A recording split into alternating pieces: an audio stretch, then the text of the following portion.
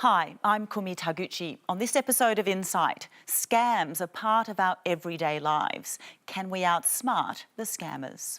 I thought I was quite tech savvy. I'm a young person. Everything about it is real. I was looking to put $1.6 million into a fixed term deposit. It was all gone.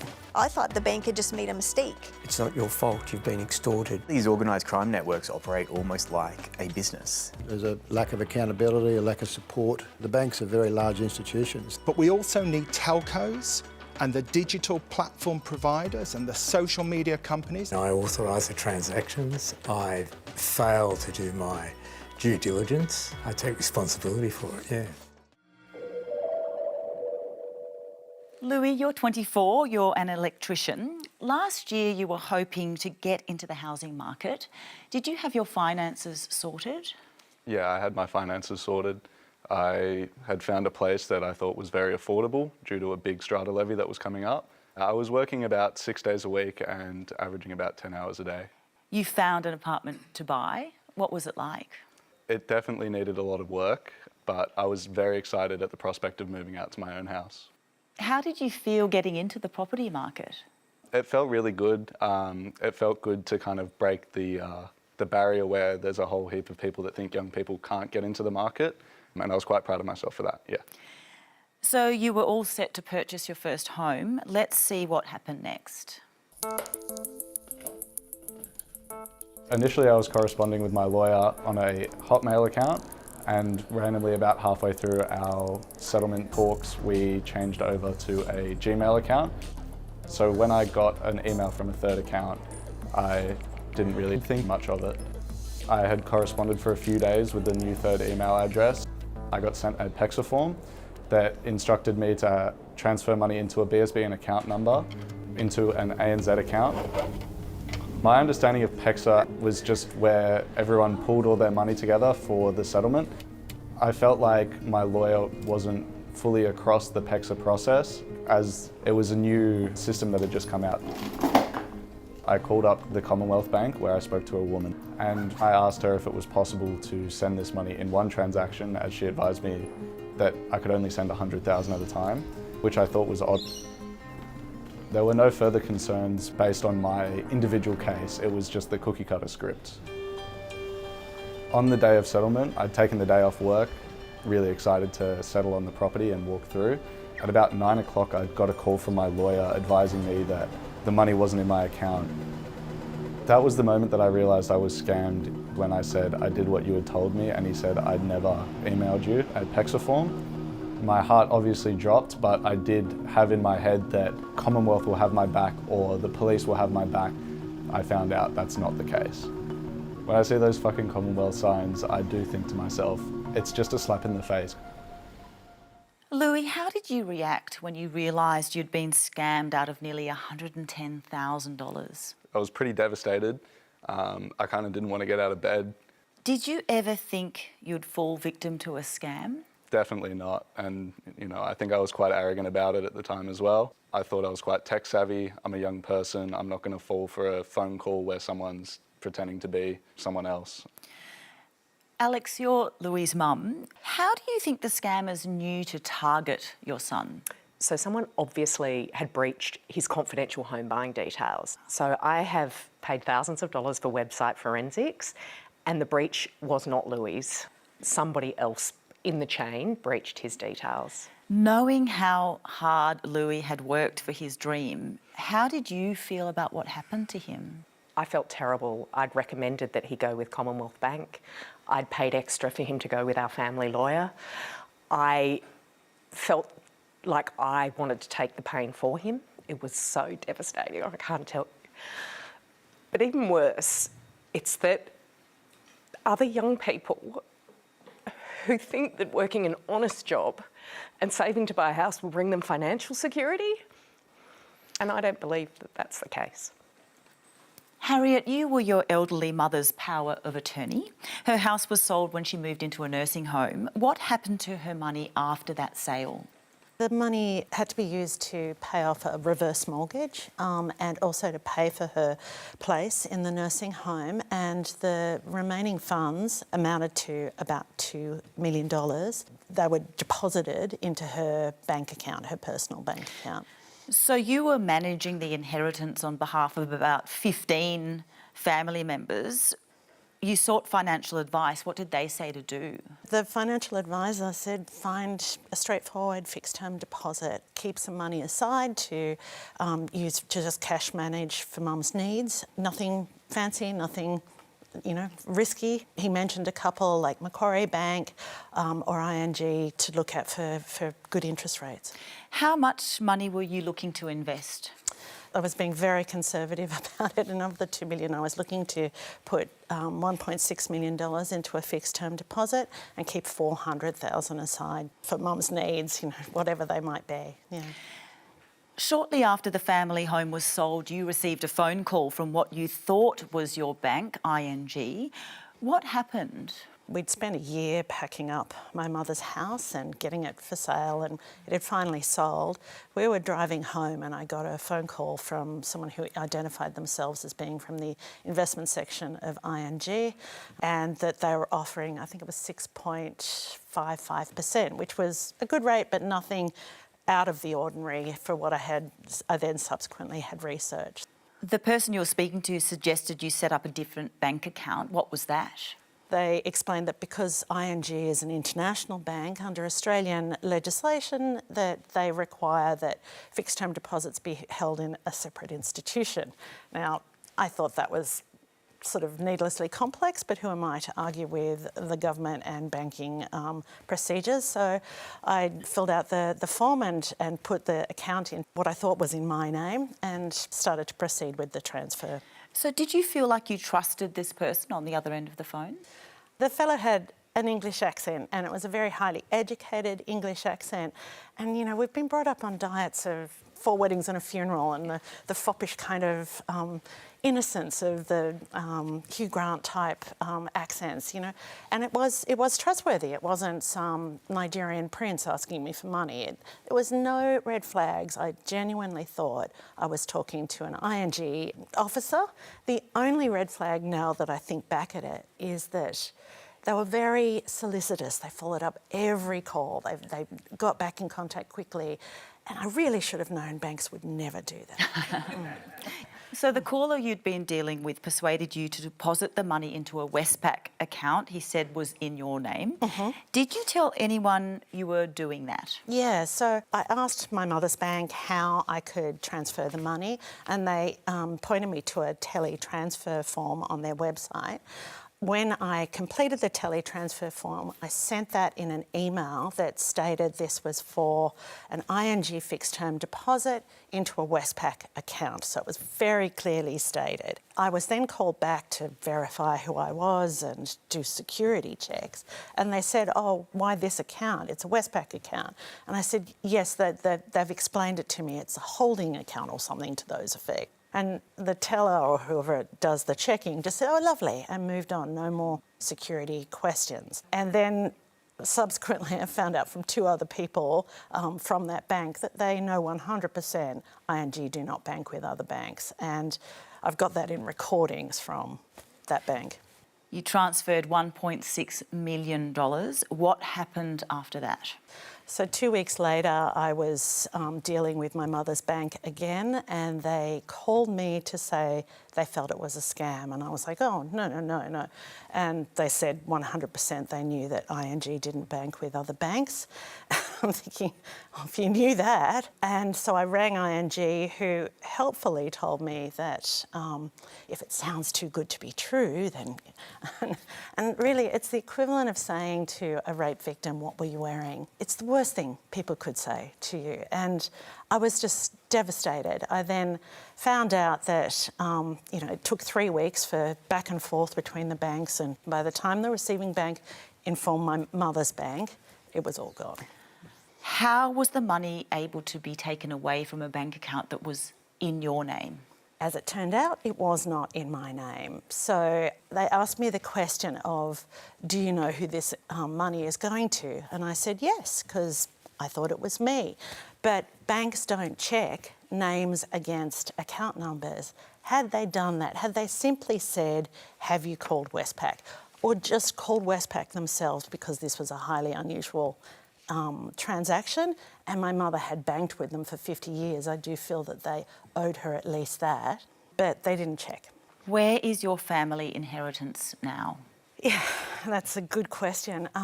It's gone, and yeah, it's not the legacy that my parents deserved. They were both school teachers, worked hard all their lives. My mother was given the Order of Australia Medal for services to her community. This isn't what, they deserved. Leo, after you retired, you were looking to make some investments with your savings. Why? I have 3 daughters. The 2 eldest ones, they're doing quite well. They have a few properties each of their own, and I just wanted to help them out. That's all I wanted. In my family, like the background, the Italian background, that's what we do. You help your children. I mean, I'd helped them before. They had children of their own, and I felt it incumbent, my responsibility as the father, that I had to help them again. Last year, you received a cold call from a company called Trader Master. What did they tell you? They told me that there was an account on their platform under my name, that I had deposited $70,000 onto this platform, and it was now up to $150,000. I said I'd done no such thing. They said, no, it's in your name, it's your money, so it's yours. Instead of me saying, okay, take it out and give it to me, they asked me to, if I wanted to invest into the crypto market. I thought about it and I thought, yeah, okay, I'll make a few extra bucks, why not, Crypto is a digital currency which is not controlled by a centralised authority, such as a government or a bank. What did you know about crypto when you got that phone call? Not a hell of a lot. I know it wasn't based on gold stocks or actual anything. I think to me it was more like like a pyramid or a Ponzi scheme where everyone's probably just throwing cash on or whatever into it, and they farm or mine it. This is what I heard, but I know you can make money out of it, and I know people that have, and they've got their money invested in it. What did you end up doing? They advised me how and where to put them. And so I did. I put it into reputable places like Binance, Kinesis, and I watched it as the crypto went from $92,000 for each one, and it went actually up to about 146,000 Australian at the time. So I made money, and it was going quite well. And this was over about a month and a half period. And at this stage, this company is not controlling your money. You're deciding where to invest your money into these crypto platforms. Yep. How much did you invest? 451,000. How was Trader Master involved? Okay, so they were my wallet, my platform. So you have wallets everywhere. It's all. So what I'd done is taken then from Kinesis, once I'd made the money, and put it onto their platform. From their platform, it was supposed to go into a Coinbase account, turned into USTD. It's US dollars, basically, and bang into my bank account. And what was there was $694,000 that they actually took from me.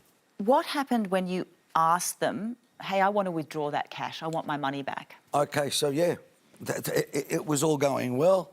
The next thing, it couldn't be withdrawn out of it was there, you could see it, and I couldn't withdraw it. 10 minutes later, I got an email from the Coinbase company and said that I had been blacklisted. Their algorithm had seen me as a terror threat because of the amount of money, apparently, that had been put in, or that I was a criminal, or blah, blah, blah. And they wanted 30% of what I had there in USTD for me to be whitelisted. So they basically wanted you to pay them in order to get your cash out? Yeah. Were you ever suspicious? Straight away then, then the fighting started, and I told them, this is a scam. And I said, you're a coward, you're behind a screen, a phone, wherever you are, mate. If you were in front of me now, you wouldn't do this because I have that effect on people. You couldn't get your $451,000 back. Why do you think you fell for this scam? It looks safe. It looks like my money is there. It's fake. That's how good they are. The AI they make, and it looks real. Everything about it is real, but it's actually fake and a scam. So there's not much you can do. Around 500,000 Australians report being scammed every year. Let's take a look at the stats. Australians have lost $10.5 billion to scammers over the past 5 years. In 2022 alone, $3.1 billion was lost. In 2024, that figure had decreased to $2 billion. We seem to be making a dent through a combination of new legislation and the introduction of a national anti-scam centre. But the number might be much higher. Around 30% of people don't report the most serious scams. In 2024, most scams reportedly started on social media, while phone-based scams led to the highest overall losses. 35 to 44-year-olds were the most likely to report a financial loss, while people aged 65 and over lost the most money to scams. So, can we ever win the war against scammers? And how do we keep up with ever-evolving technology? Cody, you work in cybercrime for the Australian Federal Police. Where are the masterminds based? We definitely see an internationally based organised crime network. So we're talking about different syndicates geographically dispersed in Eastern Europe, Southeast Asia, and they have these scam centres set up and built to leverage the international market. So these people are working every single day. They have multiple shifts working, so they're working in the morning and the night, targeting different jurisdictions based on, I guess, the most lucrative time of when they should be targeting them. What are they doing with the money that they scam out of people? Because these organised crime networks operate almost like a business, there are different arms. So there might be an arm that specialises in scamming. There might be another arm that specialises in the manufacture of illicit drugs. So what we're seeing is that this money derived from scams are going back into the organised crime ecosystem, and they're being used for these other types of crime as well. Wayne, 3 years ago, your 16-year-old son Mac was scammed over social media. What happened? Mac was on social media, he was on Instagram, and within 30 minutes he befriended who he thought was an 18-year-old woman, and in that 30 minutes she'd shared a nude photo of herself and her face, and Mac had reciprocated and sent a nude photo of himself with his face. Immediately thereafter the communication ceased and the phone rang, and he thought it may have been the lady he was communicating with. Unfortunately, it was a 47-year-old man from Liverpool, New South Wales. We're based in Melbourne. And he said to Mac, "I have your photo. If you do not pay me $500 into this particular bank account within 5 minutes, I will share that photo." And Mac panicked and he paid the man $500 very quickly. He thought that was the end of it, and he thought, wow, I've escaped. Unfortunately, a few minutes later, the phone rang again, and it was the same man that said to Mac, "I have your $500, I want another $500, and if you do not pay me $500, I will distribute that photo. Your parents will hate you and you'll want to kill yourself." Did Mac tell you he was getting these calls? After the second call, yes, he did. And he came into the lounge room and he told me what had happened, and he started crying. And I said, "We're in this together, mate. It's not your fault, you've been extorted." And at that point, the phone rang again, and he looked down and he said, "Dad, that's him again." And so I picked the phone up. I told him to cease and desist and to stop harassing my boy. And he said, "I don't care if your boy dies or you die." That's what he said to you? That's right. What happened to the photo? The photo was distributed and it went to his friends and family, including me. And he was embarrassed, he became withdrawn, he became introverted, And he used to write me on an A4 piece of paper Father's Day and birthday cards, and he'd normally draw something on the front, and then inside would be the most beautiful words you'd ever want to read about his love for me. And in September 2023, he bought me a jacket and no card. And I asked him later, Mac, where's the card? And he said, Dad, I can't write those cards anymore because I can't trust that the words won't be distributed. He lost trust with everybody. Did Matt go to the police at any point? We went to the police and reported it, and they were fantastic, so supportive. And when we left, they said to Mac that he'd done really well, and the policeman grabbed me and said, he did really well, but we're probably not going to find this person because he'll be working for an overseas cartel. What happened in October 2023 when Mac was 17?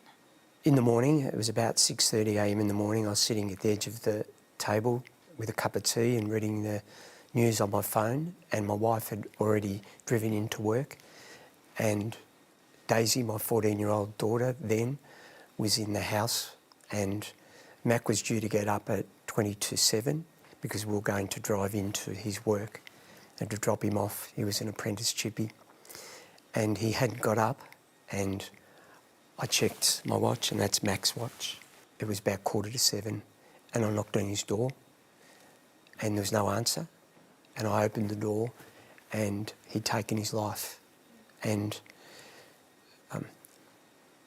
the shock, the blame, the helplessness just went through my body emotionally and physically.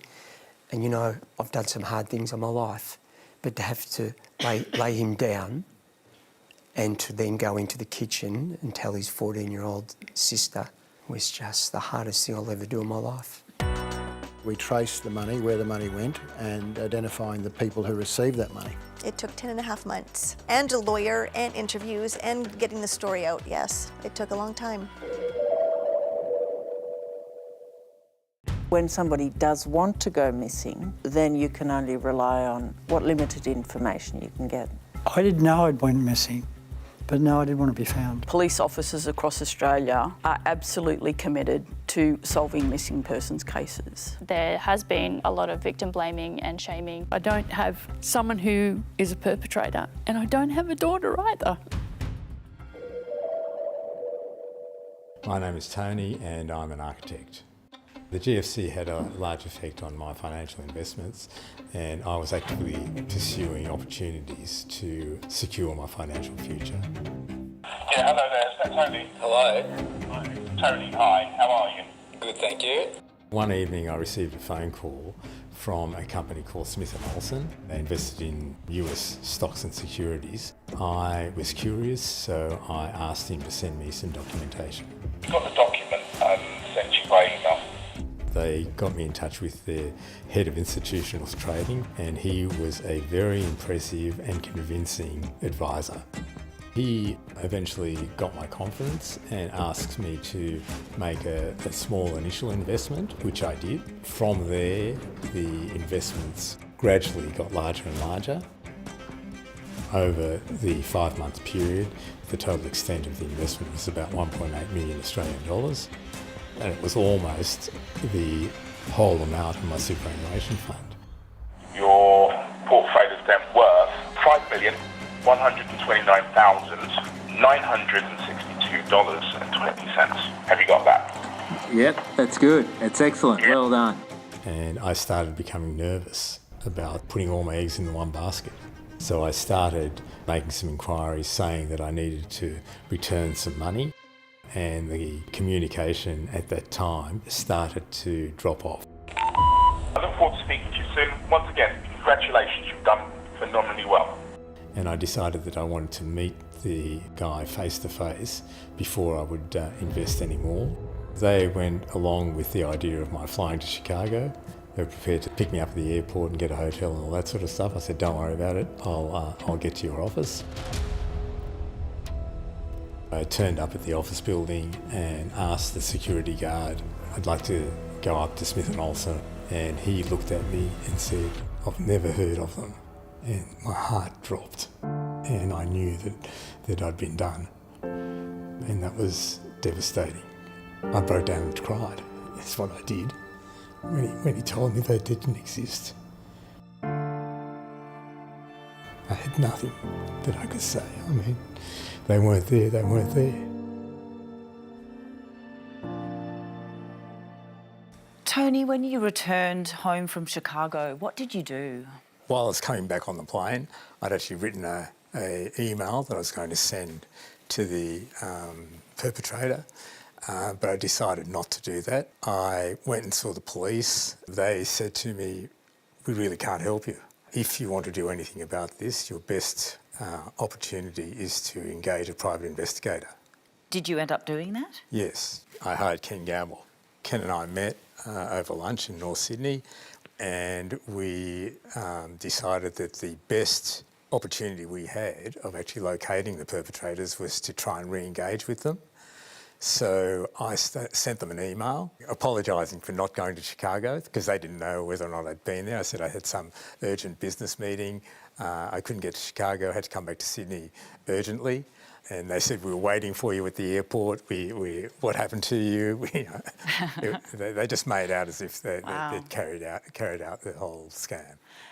Ken, you're the private investigator Tony hired. What were the chances of him getting his money back? At that stage, very slim. Historically, very few, if anybody ever, would get their money back. But I didn't believe that it was impossible because I'd done it before, and I convinced Tony that if we pursue this, there is a chance we could get a recovery. Where did the money trail take you? It went all over the world. The money was sent to London, to Israel, to Belgium, Hong Kong. It kind of went all over the world. And we pursued that money trail. We traced the money, where the money went, and identifying the people who received that money. You went to the Philippines. What happened then? Well, eventually we uncovered a money laundering network, and we interviewed a number of those people that had laundered the money, and one of those people, an Israeli, pinpointed the person that he laundered the money for, who was a British national based in the Philippines. And we subsequently built a case, gathered a lot of evidence, took statements, including a statement from the witness in Israel. He flew to Bangkok, and we took the evidence from him. We had some police fly over from the Philippines to Bangkok to take his statement. We filed that brief evidence with the police in the Philippines. We had to wait for 9 months before the prosecutor finally issued 8 arrest warrants. Filipino police arrested the scammer and froze his assets. You had direct access to him in jail. How? Well, I was part of the police operation, and I had already had an existing working relationship with the anti-cybercrime group, and I had power of attorney from Tony to represent him. So we picked him up at the airport, and upon arresting him, he had a briefcase with bank statements in his briefcase, and he was on his way back to London to buy a house. And we found $2.2 million in Hong Kong bank accounts, which we took steps then to freeze the next day. When you visited him in jail, what did you say to him? Well, I told him who I was and why he was arrested. I told him who I represented and that he was facing a very lengthy jail term. So that first conversation, he was very arrogant, didn't want to talk to me. It wasn't until the next day that I started to build a rapport with him. I went back day after day, built a relationship, started buying him, bringing food and water and clean water, because he was being treated pretty badly in the jail. It was a very bad quality jail. After about 3 days, I said, "We've just frozen the $2.2 million that you've got in the Hong Kong bank account." I said that we're going to take that money, whether you cooperate or not. But if you do cooperate, we might be able to do something in relation to the charges. So we subsequently realised that the money in Hong Kong was not necessarily the proceeds of Tony's fraud. That money was long gone. So legally, we could have had a case in Hong Kong that could have stretched for years. So he agreed to negotiate. So you did a deal with the perpetrator to keep him out of jail? Well, I took the possibility to Tony that if he was to repay the money, would Tony be willing to drop the charges? And Tony said yes. Cody, you work in cybercrime for the Federal Police. How successful is the AFP in stopping scams? It's an incredibly complex issue. And as we can hear from a lot of the audience members here today, every single story has different circumstances, and we can see how technology is starting to invade and really produce results for these scammers. How often is a cybercrime reported? We're seeing one cybercrime reported every 6 minutes in Australia. 6 minutes? 6 minutes. As police within Australia, we acknowledge that we can't actually arrest our way out of this problem. So we're actually trying to look at scamming holistically. So in scams, we see a life cycle. So we see scammers set up the infrastructure and get ready to start scamming. So can we start working on the prevention and the outreach piece to educate the Australian population around this is how you stop getting scammed, becoming a victim. And then we're leveraging our relationships in the Joint Policing Cybercrime Coordination Centre by bringing public and private industry together. So everyone's in the same room, just like we are today, and we can actually just share intelligence to get results and disrupt these scammers. Ken, in your view, how effective are the police in fighting scams? The police are not effective in fighting scams anywhere in the world. It doesn't matter what jurisdiction. Scams are cross-border in nature, and they're normally run by overseas criminals who are in third world countries where the laws are poor.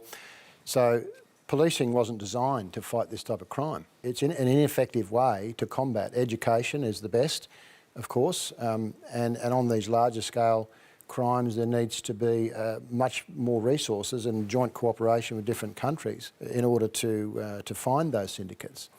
Meng, you're a tour operator in Perth. Last year you were coordinating a tourist group from Taiwan. Scammers intercepted a transaction to you of $80,000. What happened? We needed payment from our client from Taiwan to secure the bookings. It was a deposit and payment came through pretty quickly. But when the second payment, which is the final payment, was due, it never came in. And after a day or so, I text them and I said, what happened to the payment? And when I looked closely, they had sent it to Suncorp Bank when our company only banked with NAB. So I knew that it went into a different bank account. I rang them and I said, why did you send it to a different bank account? And they said that I had told them to send it to the different bank account because our emails were compromised. They were basically instructed to send the payment to Suncorp Bank. So they had basically duplicated your invoice and changed the bank details? Yes. What did you do when you realised that the money had not gone into your business account? Initially, I thought it was salvageable because in any normal thinking, when the sender who sent the money and when the receiving bank looked at the name of the account and the account number, and if it doesn't match, I would have thought the Australian bank would reject the payment and send it back to Taiwan. Obviously, I was very wrong. I took all the documents, went into Suncorp Bank pretty quickly. They told me that because I'm not their customer, they would not talk to me. So I went to NAB, which is my bank, and they told me that they do not handle cyber security issues at the branch. So I had to ring a hotline, which I did. But the minute they found out that it was not literally my money, it wasn't their problem anymore. Despite the fact that I told them it's really my money because I had committed to pay my local suppliers on the ground here. What was the impact of this fraud on you? Personally, it's really more of a betrayal of a system that was designed to protect us, but it failed in every step of the way. And for a while, I was very worried that my identity was compromised. A person who impersonated me opened up a bank account in Brisbane in Suncorp, and they thought that I had opened a bank account there, taken the money and pretend I never got it. Vicky, after you received a fraudulent charge to your bank account, you contacted your bank's fraud department. Yep. Did the bank act? Sort of. But the first scam we had, it was $1,500 for TikTok, which I noticed immediately on my phone, my app. So I called the bank right away and I said, well, cancel, freeze all my accounts so until we can figure out what the heck is going on. And she said, yep, great, they're all frozen and we'll call you back and let you know what we find out. And 3 hours later, I got a phone call and it said, HSBC Fraud Department, And I thought, that's amazing. They got back to me so quickly. And it was not HSBC. They said, you've got Rachel Blazers trying to take more money from your account. We've got to stop her quickly, immediately, you know, creating that panic to get things going. And so, yes, let's quick do this. And they said, we're going to send you a code. I need to verify that it's you. And I thought, okay, if that's what we've got to do. So they sent me a code. Read out the code to me so I know it's you. So I gave it to them. Now with these codes, if you scroll down on your phone, it'll tell you not to share these codes. These scammers put you in such a panic. You can't think straight. All I did was sit there and watch all my money just get taken out of my account. I could see the money coming out through messages. Wow. And it said from the bank. It was coming out because they had already taken over my phone. Yep, they took it. So how much did they take out in total? 47,000. So had scammers hijacked or got into the HSBC phone number? They took over the phone number, yes. Yes. I don't know how they did that. What did you do next? We kept in contact with HSBC. It took 3 days after this incident happened to find out that it wasn't actually a scam. I thought the bank had just made a mistake, and I was just waiting for them to rectify this mistake. So when I found out that it was a scam, my heart absolutely dropped. Did you get your money back? It took 10.5 months. And a lawyer, and interviews, and getting the story out, yes. It took a long time. Ken, are you satisfied with the Australian bank's efforts to stop scams? No, I haven't been for a very long time. There's a lack of accountability, a lack of support. It's kind of a bit of a merry-go-round for the banks, and their number one thing is to protect their reputation. Louis, what did you do after being scammed out of nearly $110,000? I had to call up Commonwealth to try and get the money back, of course. At the time, I was very stressed out, and it was a very long 45-minute phone call with them, being put on hold for long periods of time. So pretty much once I got through to the specialist, he effectively let me know that there's nothing they can do, that there's a very low chance I'm ever going to see that money again. And then he put me forward to kind of go and do the scam watch and a credit check after that.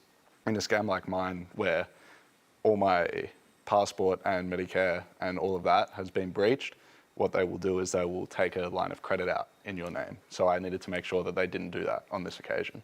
Alex, did the Commonwealth Bank or New South Wales Police do anything to get Louis' money back? I have to say the police did all they can. The bank immediately blame Louis. We had to go into the branch on a Saturday to ask for action. We very quickly got what's called a remediation payment. So under Australian laws, you know, banks are obliged to offer a remediation. So what they do is they offer a token remediation. So Louis been offered $1,000 to settle his case. $1,000? $1,000, less than 1%. And you definitely have more chance of getting a higher payment if you go through the Australian Financial Complaints Authority. ASIC have looked into this. The average reimbursement is 1 to 4%. If you go to AFCA, you might get that up to 10%. But I honestly, it beggars belief what goes on as people try to seek justice and restitution. We invited a representative from the Australian Banking Association to come onto the show, but they declined. David, you are the CEO of AFCA, the Australian Financial Complaints Authority. How does your organisation resolve disputes over money lost through scams? We're the Independent Ombudsman Scheme. We were set up by government in 2018 in the middle of the Banking Royal Commission. Our role is to help people who have a dispute with a bank and insurer's superannuation fund to resolve the dispute, and we resolve about 100,000 disputes a year, awarding between $250 and $300 million a year to consumers. How often do customers get their money back after the Complaints Authority becomes involved? Well, with scams, it is a difficult area because the law is inadequate and the codes that apply were really never designed for the situations that we're dealing with. So we have something called an e-payments code, which is a voluntary code that is supervised by ASIC. That only really deals with situations where there is a fraud on your credit card and you weren't involved in that transaction in any way. So if you have been duped into actually enacting or supporting a transaction, in most situations that doesn't apply. And what we find is that the bank's terms and conditions don't apply and the codes don't apply. So there is a real need, and we've been calling for a long time for legislation and regulations to better protect consumers in this space. The federal government passed new anti-scam legislation earlier this year. Will that achieve better outcomes, do you think, for consumers? I think what the new legislation will do, what we hope it will do, is make the banks take much firmer steps to protect consumers. Some of the things that have been talked about this evening, most people out there would never for a minute think that banks are not required to check the name that's given against the BSB and account number. So some of these measures are really important. If you think that something may have gone wrong on your account, why can't you yourself immediately freeze those accounts rather than have to phone a helpline or go into a branch to try and get this? So I think there's a lot that the banks need to do, but we also need telcos and the digital platform providers and the social media companies. This is the way in which so many of the people tonight have been reached. So we need mandatory codes that require them to take action. If people know, if the banks or organisations know that a particular account is receiving scam money, that should be frozen immediately and shared across the whole banking system. If a telephone number is being used by scammers, often masked, how can we have people phoning from overseas masking Australian telephone numbers? But if a telephone number is linked to a scam, that needs to be immediately blocked and action taken.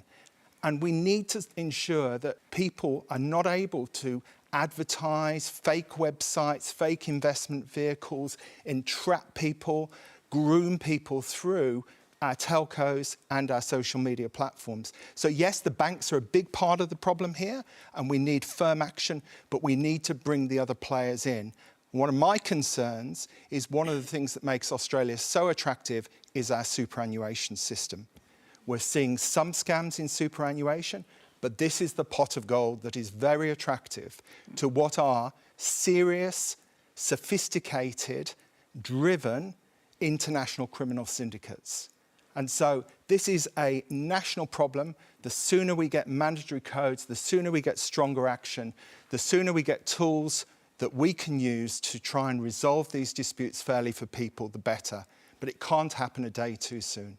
Harriet, you lost $1.6 million of your family's inheritance to a scam. Those new laws will be fully effective in April next year. Will they help you?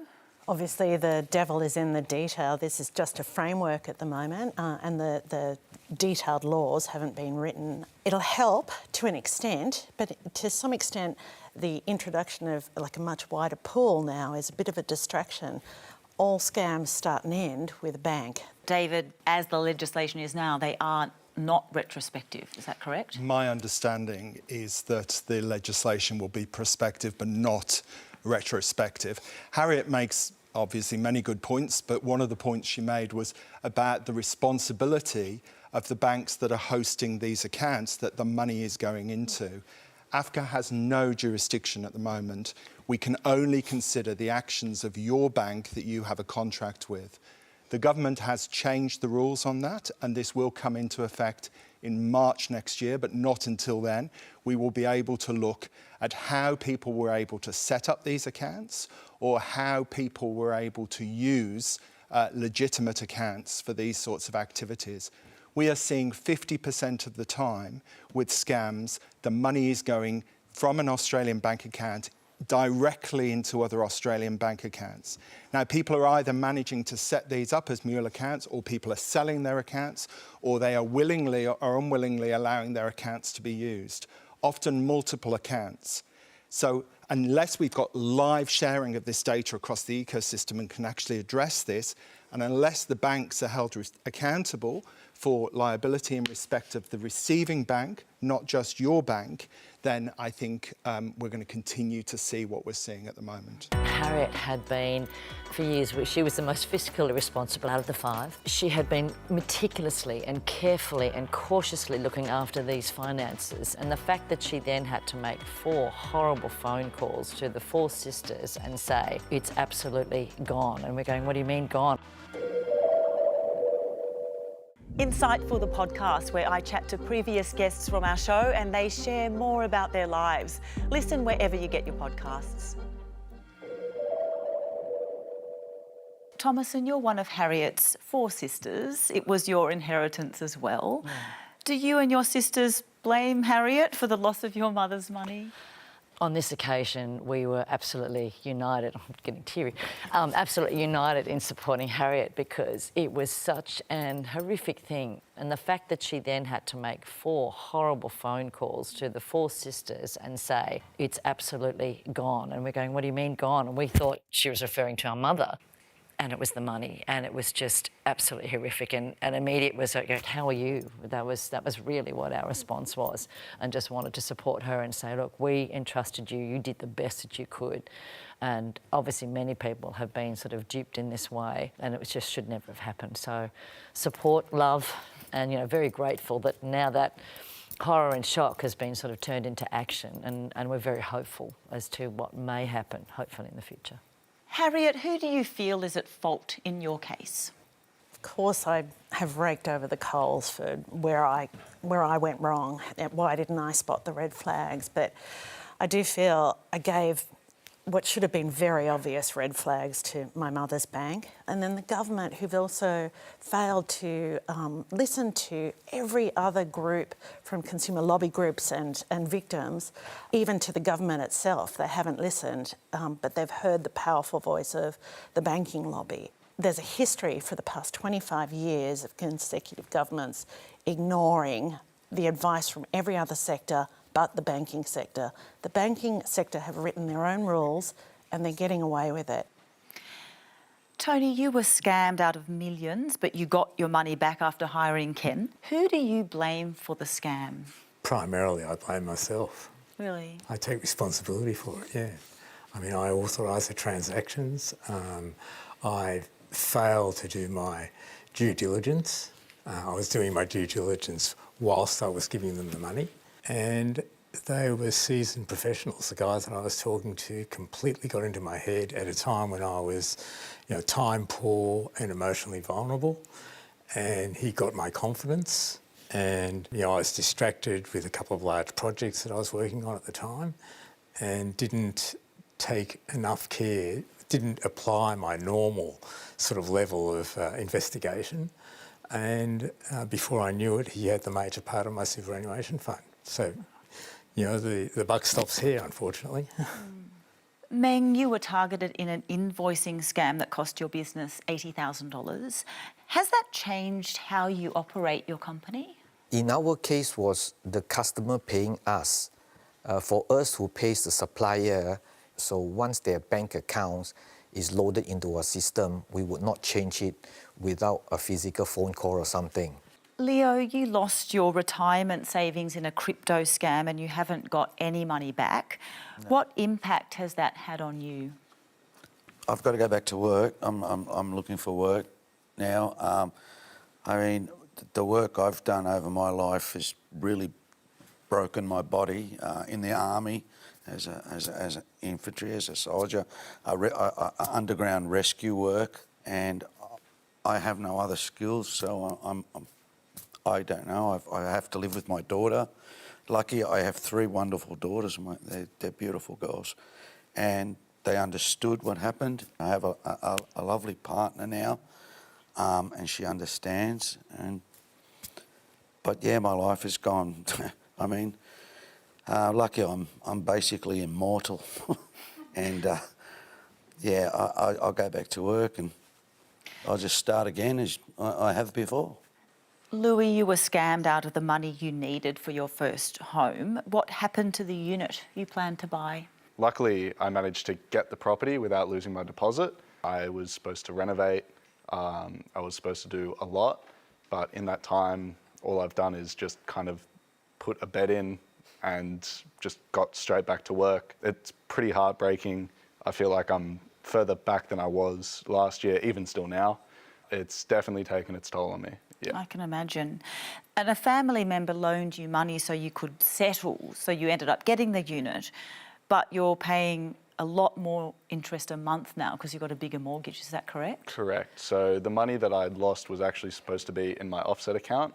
So I'm getting charged an extra $600 a month in interest, which I'm finding very frustrating, especially going home after these really big days and going past, you know, Commonwealth advertising that they're safe when they're very obviously not safe. There's countless victims and it's a very frustrating kind of time. Yeah. Wayne, your teenage son Mac took his own life after being sexually extorted online. What needs to be done to stop that from happening to someone else? Education. And the law that's been passed, the legislation to ban children until they're 16 on social media, is world-breaking. But we have to educate children that they shouldn't get around it, that they should be ensuring that they follow the law because of the perils out there. Mac's scammer was found in New South Wales and pleaded guilty to recklessly dealing with the proceeds of crime. You were in court for his hearing. What was that like? I went to court thinking that I'd stare him down. I was shaking. As soon as I heard his voice say that he pleaded guilty to that lesser charge, which is an absolute disgrace by that magistrate, but he was the victim. He was the victim in his eyes because the cartel were after him. I was shaking because that was the voice that I heard that extorted my boy. And 6 months jail, he was out after 3 months. How do you feel about the sentence imposed on the scammer? Oh, it's absolutely pathetic. They need to be taught a lesson. You openly share Mac's story. You look at his watch multiple times a day, I'm sure. How do you think your son would feel about what you're doing? Yeah, I reckon Mac could be looking down on us now, you know, and thinking that he would be really proud of me. And he inspires me every day. He really does. And the only way I can reconcile his death is knowing that the education programs that I'm delivering in between my full-time work is saving lives. And we've saved 5 lives in the last 9 months. 5 in 9 months. Wayne, thank you so much for being here. Thank you to you all for being here. That's all we have time for. Thank you too for your company. You can catch up on this episode or any others on SBS On Demand. I'll see you next time.